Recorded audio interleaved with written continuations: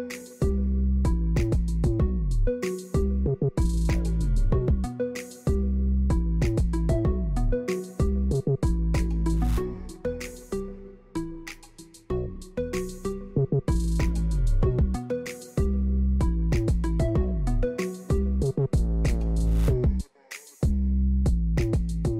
is Thursday, December 20. It's 5 days until Christmas. Here's what's making the news today. Ghana's economy continues to grow as the private sector is expressing its confidence in the government and its policies. The latest entrepreneur to commend the administration is General Manager of Guyana Construction Services, Kamal Singh. Here is Stacey Carmichael with our first report. In a social media post directed to Minister of Public Telecommunications, Catherine Hughes, the General Manager of Guyana Construction Services, Kamal Singh, shared his view that investors' confidence in Guyana is increasing.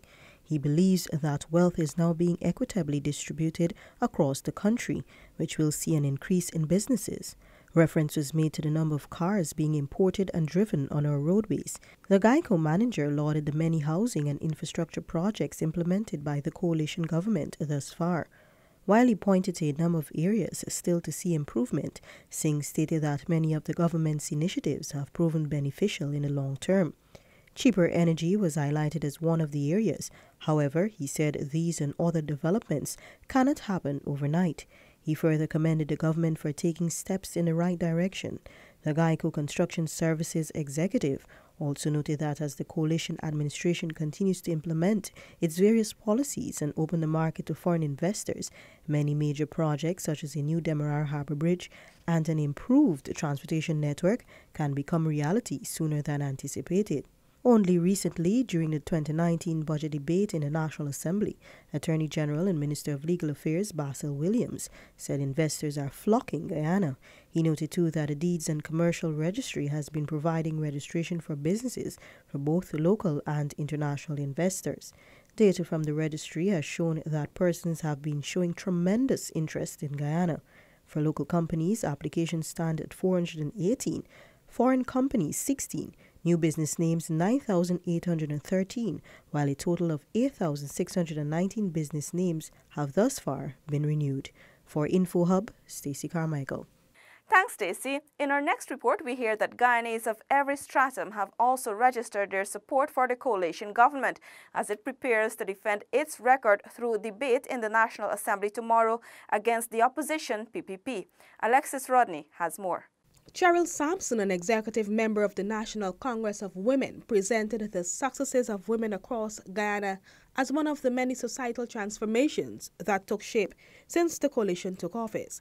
She said the investment in women across the country, despite their political and personal persuasion, is enough to support the government of the day. In terms of women, we have benefited. We are the economists in our country, in our families. And the fact that we have been able to enjoy a reduction of VAT, we've been able to enjoy a bit of some salary increase, it means that we have a little more money to turn over. The threshold has been raised and so on, so we're benefiting. The issue with the opposition might very well be fair, President of the United Minibus Association, Ian Andrews, said. That fear, he noted, stems from the PPP not being in the position of controlling the economic transformation that is unfolding. This passion for power probably is fueled by not being a part of what is supposed to be coming on stream, that is the oil. You know, you're not in the circle to really reap anything that has to do with oil, so it's a very desperate move.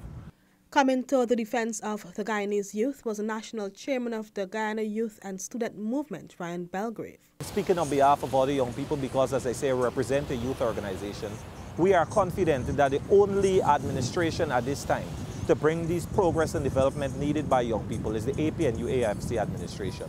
The parliamentary opposition has moved to no confidence in the administration. However, the three-year-old government has been adamant that its work is evidence of continuous development. Reporting for InfoHub, Alexis Rodney.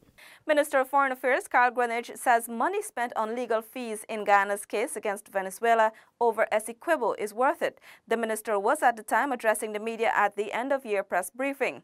Felicia Valenzuela has that report. You can't fix it afterwards. You have to be sure that you have the best from the very beginning, and then you can worry afterwards.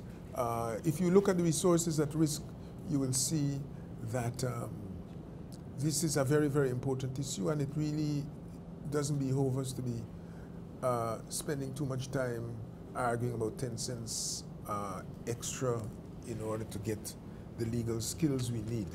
According to Minister Greenidge, so far government has spent approximately $780 million Guyana dollars in 2018 to cover legal fees in its border controversy case currently before the International Court of Justice.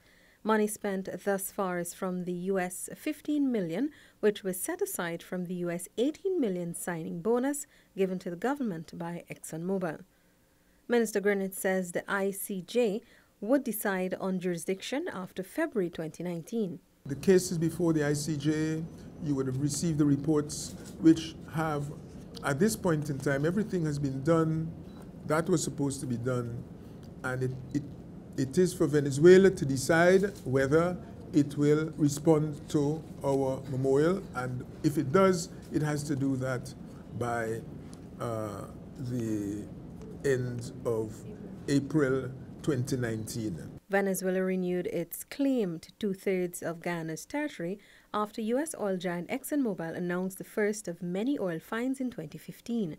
However, the Foreign Affairs Minister says government has no doubt that the matter will be resolved by the ICJ. Venezuelans were party to an agreement, namely the 1966 Geneva Agreement, which agreement makes provision for the use of a menu, and from that menu, one of the options is the ICJ. Once that matter has been referred to the ICJ will examine, once it's satisfied itself that it has the authority, and it will make a decision whether or not Venezuela participates. But obviously, they have an interest in Venezuela participating. So it is for them to decide on the consequences of abstaining. For Guyana, our task is to ensure that we make as strong a case as possible. On the 29th of March 2018, Guyana filed an application against Venezuela before the ICJ concerning the two states' long-standing controversy over the border region.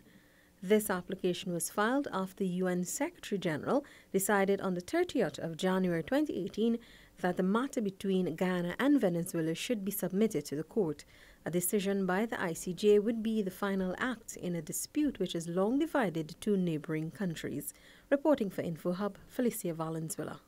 Minister of Communities Ronald Bulkan has reiterated government's commitment to autonomous local government authorities. The minister says subventions have been increased by almost 70% under the coalition government's stewardship. More in this Stacey Carmichael report. There's the capital subvention program, whereby in 2015, when we came to office, the capital subvention that was given to each NDC was the sum of $3 million. We have increased that in last year's budget to $4 million. And in 2019, that figure has been taken to $5 million. So in a few short years, we have increased the capital subvention for our NDCs from $3 to $5 million. And for municipal councils, each of our 10 towns, that figure is $18 million. Minister Bulkan says government is supportive of the restoration of Georgetown to a state befitting of the capital city. And in keeping with this commitment, the city's subvention has been increased by 50% over the last year. It was $200 million. It's been taken to $300 million. And the overall allocation is $2 billion to the local government capital allocation in 2019, of which the capital grants are $602 million. And there's an overall sanitation management of $268 million in the 2019 budget to support sanitation initiatives and sanitation work in selected areas across all of the areas. According to Minister Bulkan, $647 million was allocated to support the sanitation program within all the local democratic organs except Georgetown. He said the Community Enhancement Worker Program allows for the payment of salaries to sanitation workers within the NDCs and municipalities.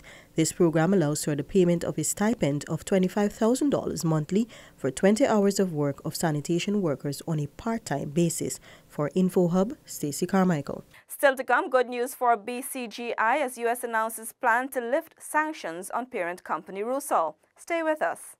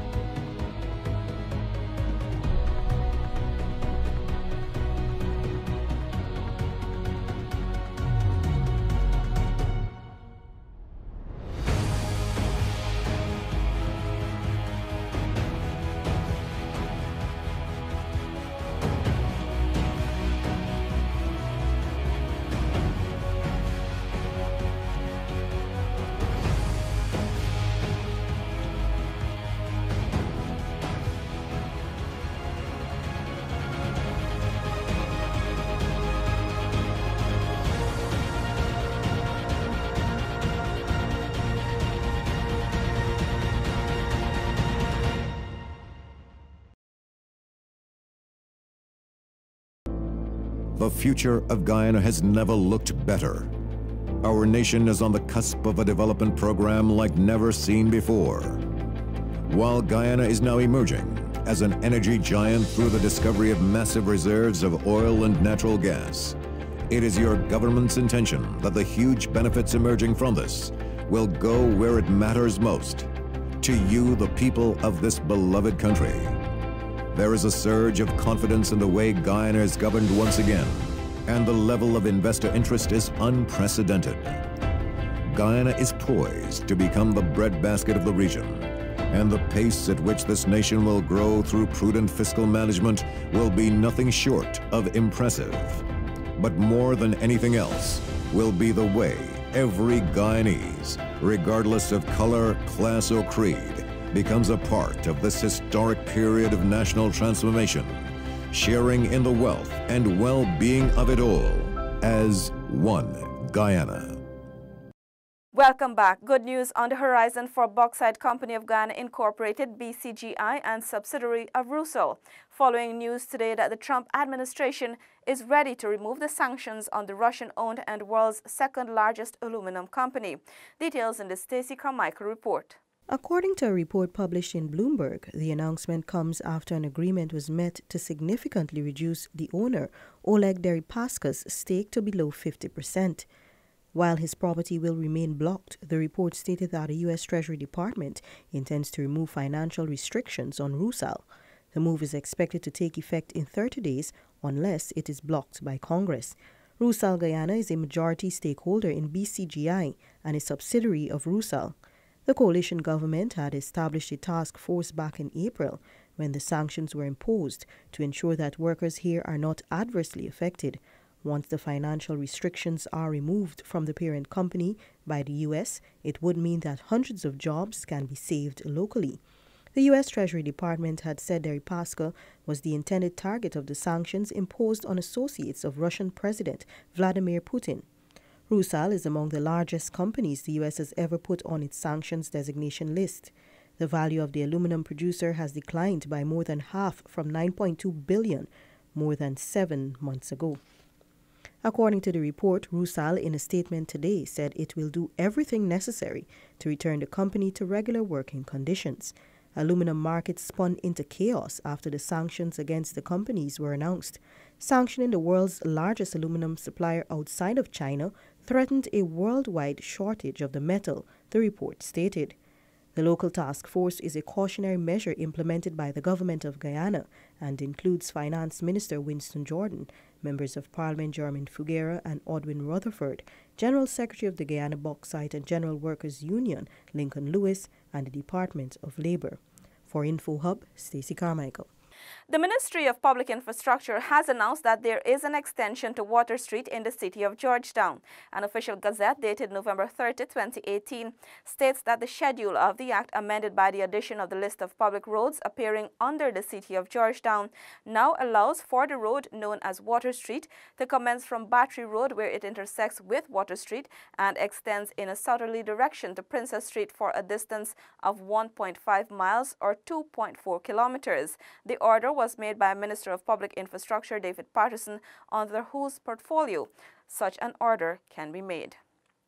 It's a holiday that is celebrated by many and one which most, if not all of us, look forward to. Minister of Business Dominic Gaskin visited downtown Georgetown today to spread the Christmas cheer as he chatted with some store owners and vendors on Regent Street. Ayana George brings us the details. Christmas is the season to be jolly, and the usual crowded Regent Street was visible when Minister of Business Dominic Gaskin took time out of his busy schedule to visit several businesses on Regent Street, Georgetown. Well, it's an annual thing that we do around Christmas every year. We come out and we like to walk around the commercial center and just interact with a few businesses, mostly businesses, some of the vendors also. Chat with them briefly, wish them a Merry Christmas. Find out for them, how the Christmas season has been for their business and what their plans are for next year. He expressed his pleasure of meeting citizens and enjoying the scenes along the popular Regent Street during the Christmas season. The minister went on to give his view about the shopping rush. I sense there's more congestion, more traffic, more people on the road. It looks a little brighter than last year. The businesses I've spoken to, quite a few of them said that they're having a good Christmas season. They're doing well. So I think this is a better Christmas. A few vendors got the chance to speak to Minister Gaskin, and a lucky lad got the chance to take a photograph with the minister. Reporting for InfoHub, Ayana George. Your green tip of the day: use rechargeable batteries. If you buy or receive electronic gifts, consider purchasing rechargeable batteries and a charger to save money and reduce waste. That's all for this evening. Connect with us on WhatsApp. Like and subscribe to our Facebook page for notifications. You can also follow us at Instagram for updates and visit our website at dpi.gov.gy.